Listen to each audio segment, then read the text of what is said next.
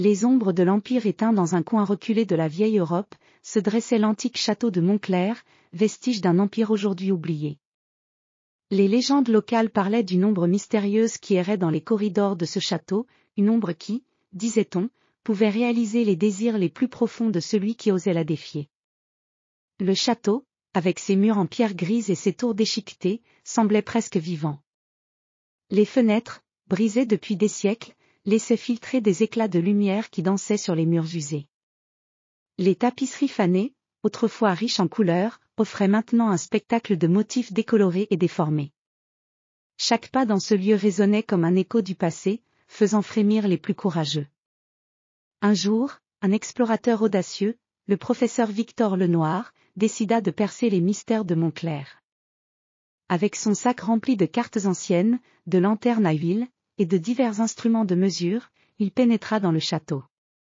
Sa curiosité insatiable et son esprit scientifique l'avaient toujours poussé à explorer les limites du monde connu.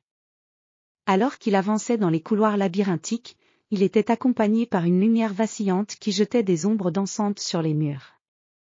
Ces ombres semblaient presque vivantes, comme si elles avaient une volonté propre.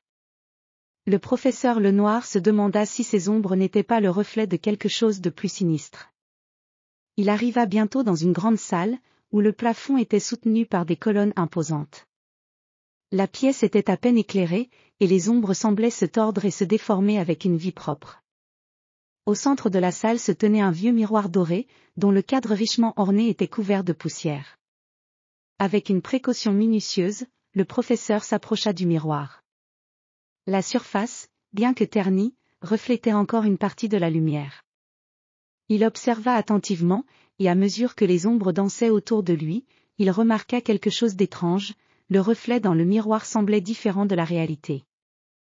Les ombres dans le miroir semblaient plus nettes, plus définies, comme si elles voulaient raconter une histoire. En examinant de plus près, il découvrit une inscription gravée dans le cadre du miroir. C'était une langue ancienne que seul un érudit comme lui pouvait déchiffrer.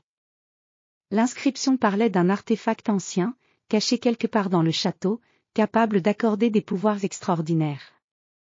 L'artefact, disait le texte, était gardé par les ombres elles-mêmes.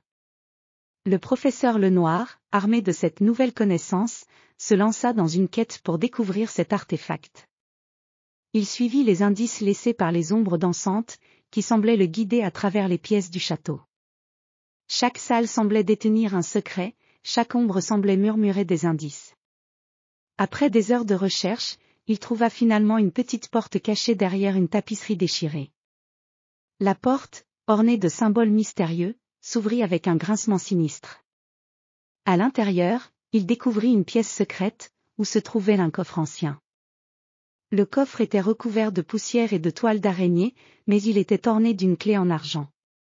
Avec précaution, le professeur inséra la clé dans la serrure et tourna doucement. Le couvercle du coffre s'ouvrit avec un claquement sec, révélant à l'intérieur un artefact brillant, une sphère d'ombre.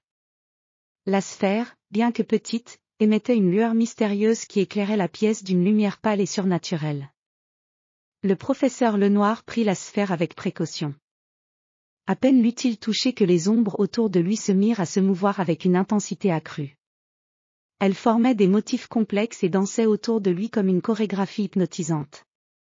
Soudain, les ombres se rassemblèrent pour former une silhouette humaine, qui sembla émerger de la sphère elle-même. La silhouette était une figure majestueuse, habillée de robes anciennes et avec un regard pénétrant. « Je suis le gardien des ombres », dit la silhouette d'une voix éthérée. « Tu as trouvé l'artefact que tu cherchais.